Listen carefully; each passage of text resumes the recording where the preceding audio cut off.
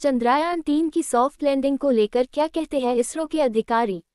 इसरो के अधिकारियों के मुताबिक लैंडिंग के लिए करीब 30 किलोमीटर की ऊंचाई पर लैंडर संचालित ब्रेकिंग चरण में प्रवेश करेगा और स्पीड को धीरे धीरे कम करके चंद्रमा की सतह तक पहुंचने के लिए अपने 4 थ्रस्टर इंजनों को रेट्रोफायरिंग करके इस्तेमाल करना शुरू करेगा। चंद्रयान-3 लैंडिंग। आज शाम चंद्रमा पर भारत का ऐतिहासिक कदम। कैसे होगी चंद्रयान-3 की सॉफ्ट लैंडिंग, इसके बाद क्या होगा? बड़ी बातें। Chandrayaan-3 landing updates. भारत का तीसरा चंद्र मिशन चंद्रयान-3 इतिहास रचने के एकदम करीब है। बुधवार 23 अगस्त की शाम 6:04 का समय देश और दुनिया की सबसे ज्यादा धड़कनें धड़काने वाला होगा जब चंद्रमा के दक्षिणी ध्रुव के पास चंद्रयान-3 के लैंडर विक्रम की सॉफ्ट लैंडिंग कराई जाएगी। विक्रम लैंडर से प्रज्ञान नामक रोवर निकलकर चंद्रमा की सतह पर भारतीय अंतरिक्ष एजेंसी इसरो के लिए कई तरह के सैंपल जुटाएगा, जिनसे चंद्रमा के बारे में मानवता के लिए मूल्यवान जानकारियां मिलने की उम्मीद की जा रही है। भारत के इस मिशन को लेकर पूरी दुनिया की दिलचस्पी इसलिए भी है क्योंकि पृथ्वी के नेचुरल सैटेलाइट चंद्रमा के इस हिस्से पर अभी तक कोई देश नहीं पहुंचा है।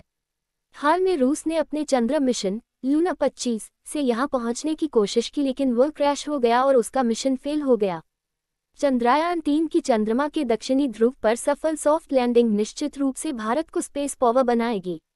वहीं चंद्रमा की सतह पर सॉफ्ट लैंडिंग के मामले में अमेरिका, तत्कालीन सोवियत संघ और चीन के बाद भारत यह उपलब्धि हासिल करने वाला चौथा देश बन जाएगा।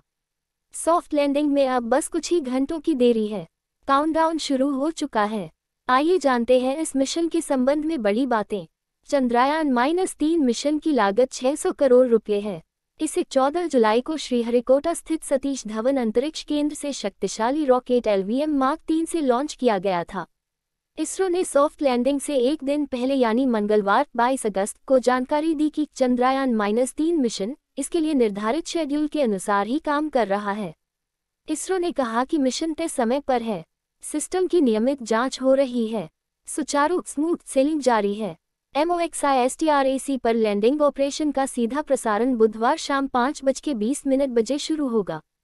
हालांकि इसरो के स्पेस एप्लीकेशन सेंटर के डायरेक्टर नीलेश देसाई ने कहा कि अगर 23 अगस्त को लैंडर मॉड्यूल के संबंध में कोई हेल्थ पैरामीटर असामान्य पाया जाता है तो लैंडिंग में 4 दिन की देरी कर दी जाएगी, यानी फिर इसे 27 अगस्त को लैंड कराया जाएगा। 17 मिनट बेहद जोखिम भरे। न्यूज एजेंसी PTI के मुताबिक इसरो अधिकारियों समेत कई लोगों ने कहा कि लैंडिंग प्रक्रिया के 17 मिनट बेहद जोखिम भरे हैं क्योंकि इस दौरान पूरी प्रक्रिया ऑटोनॉमस होगी। लैंडर को अपने इंजनों को सही समय और ऊंचाई पर चालू करना होगा, सही मात्रा में ईंधन का इस्तेमाल करना होगा और आखिर में सतह छूने से पहले किसी भी बाधा या पहाड़ी या क्रेटर की जानकारी के लिए चंद्रमा की सतह को स्कैन करना होगा। सभी मापदंडों की जांच करने और लैंडिंग का निर्णय लेने के बाद इसरो निर्धारित समय पर लैंडिंग से कुछ घंटे पहले अपने भारतीय डीप स्पेस नेटवर्क IDSN से सभी आवश्यक कमांड लैंडर मॉड्यूल LM पर अपलोड करेगा। चंद्रयान-3 की सॉफ्ट लैंडिंग को लेकर क्या कहते हैं इसरो के अधिकारी। इसरो के अधिकारियों के मुताबिक लैंडिंग के लिए करीब 30 किलोमीटर की ऊंचाई पर लैंडर संचालित ब्रेकिंग चरण में प्रवेश करेगा और स्पीड को धीरे धीरे कम करके चंद्रमा की सतह तक पहुंचने के लिए अपने 4 थ्रस्टर इंजनों को रेट्रोफायरिंग करके इस्तेमाल करना शुरू करेगा। इससे ये सुनिश्चित होगा कि लैंडर हादसे का शिकार न हो क्योंकि चंद्रमा का गुरुत्वाकर्षण भी काम करेगा। 6.8 किलोमीटर की ऊंचाई पर केवल 2 इंजनों का इस्तेमाल किया जाएगा। अन्य 2 इंजनों को बंद करने का उद्देश्य लैंडर को आगे की ओर उतरते समय उल्टा जोर देना है। फिर करीब 150 से 100 मीटर की ऊंचाई पर लैंडर अपने सेंसर और कैमरों का इस्तेमाल करके सतह को स्कैन करेगा ताकि यह पता चल सके कि कहीं कोई बाधा तो नहीं। इसके बाद ये सॉफ्ट लैंडिंग करने के लिए नीचे उतरना शुरू कर देगा। इसरो प्रमुख S सोमनाथ ने साझा की ये जानकारी। न्यूज एजेंसी PTI के मुताबिक इसरो प्रमुख S सोमनाथ ने हाल में कहा था कि लैंडिंग का सबसे अहम हिस्सा लैंडर के वेग को 30 किलोमीटर की ऊंचाई से फाइनल लैंडिंग तक कम करने की प्रक्रिया और अंतरिक्ष यान को क्षैतिज हॉरिजॉन्टल से ऊर्ध्वाधर वर्टिकल दिशा में पुनः निर्देशित करने की क्षमता होगी। इसरो प्रमुख सोमनाथ ने कहा, लैंडिंग प्रक्रिया की शुरुआत में वेग लगभग 1.68 किलोमीटर प्रति सेकंड है, लेकिन इस स्पीड पर लैंडर चंद्रमा की सतह की ओर क्षैतिज है। यहाँ चंद्रयान-3 लगभग 90 डिग्री झुका हुआ है, इसे लंबवत वर्टिकल होना होगा। इसलिए हॉरिजॉन्टल से वर्टिकल में बदलने की यह पूरी प्रक्रिया गणितीय रूप से एक बहुत ही दिलचस्प गणना है। हमने बहुत सारे सिमुलेशन किए हैं। यहीं पर हमें पिछली बार चंद्रयान-2 समस्या हुई थी। लैंडर और रोवर का मिशन जीवन कितना है?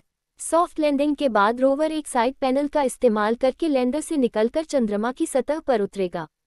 वहां के परिवेश का अध्ययन करने के लिए लैंडर और रोवर का मिशन जीवन एक चंद्र दिवस पृथ्वी के लगभग 14 दिन का होगा।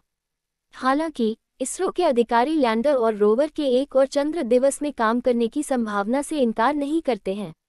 रोवर को तैनात करेगा लैंडर। लैंडर में एक निर्दिष्ट चंद्र स्थल पर सॉफ्ट लैंडिंग करने और रोवर को तैनात करने की क्षमता होगी, जो अपनी गतिशीलता के दौरान चंद्र सतह का इन सीटू यथास्थान रासायनिक विश्लेषण करेगा। चंद्रमा की सतह पर प्रयोगों को करने के लिए लैंडर और रोवर के पास वैज्ञानिक पेलोड हैं। क्या एक चंद्र दिवस से ज्यादा जीवित रह सकते हैं लैंडर और रोवर? इसरो प्रमुख के मुताबिक जब तक सूर्य चमकता रहेगा तब तक सभी सिस्टम में अपनी शक्ति रहेगी। सूर्य के डूबने पर सब कुछ घोर अंधकार में होगा। तापमान 0 से 180 डिग्री सेल्सियस तक नीचे चला जाएगा, इसलिए सिस्टम का जीवित रहना संभव नहीं है। अगर यह आगे भी जीवित रहता है तो खुश होना चाहिए कि एक बार फिर यह चालू हो जाएगा और इस पर काम किया जा सकेगा। इसरो प्रमुख ने कहा, हम आशा करते हैं कि ऐसा ही होगा। चंद्रमा के दक्षिणी ध्रुव पर क्यों की जा रही खोज? चंद्रमा के ध्रुवीय क्षेत्र इसके पर्यावरण और उनकी कठिनाइयों के कारण बहुत अलग इलाके हैं, इसलिए ये अज्ञात बने हुए हैं। चंद्रमा पर पहुंचने वाले पिछले सभी अंतरिक्ष यान भूमध्यरेखीय क्षेत्र में यानी चंद्र भूमध्य रेखा के उत्तर या दक्षिण में कुछ डिग्री अक्षांश पर उतरे हैं। चंद्रमा के दक्षिणी ध्रुव क्षेत्र का पता लगाया जा रहा है क्योंकि इसके आसपास स्थायी रूप से छाया वाले इलाकों में पानी की मौजूदगी की संभावना हो सकती है। ऐसे होगी चंद्रयान-3 की सॉफ्ट लैंडिंग। इसरो की ओर से दी गई जानकारी के मुताबिक देखा जाए तो विक्रम लैंडर 1.68 किलोमीटर प्रति सेकंड के वेग यानी 6048 किलोमीटर प्रति घंटे की स्पीड से चंद्रमा की सतह की ओर बढ़ना शुरू करेगा। ये स्पीड एक हवाई जहाज की रफ्तार से लगभग 10 गुना ज्यादा होती है। इसके बाद सभी चालू इंजनों के साथ विक्रम लैंडर धीमा हो जाएगा, लेकिन अब भी यह चंद्रमा की सतह पर लगभग क्षैतिज होगा। धीमा होने की प्रक्रिया को रफ ब्रेकिंग चरण कहा जाता है, जो लगभग 11 मिनट तक रहता है। कुछ मैन्यूवर के माध्यम से विक्रम लैंडर को चंद्रमा की सतह पर लंबवत बनाया जाएगा। इसके साथ ही फाइन ब्रेकिंग चरण शुरू होगा।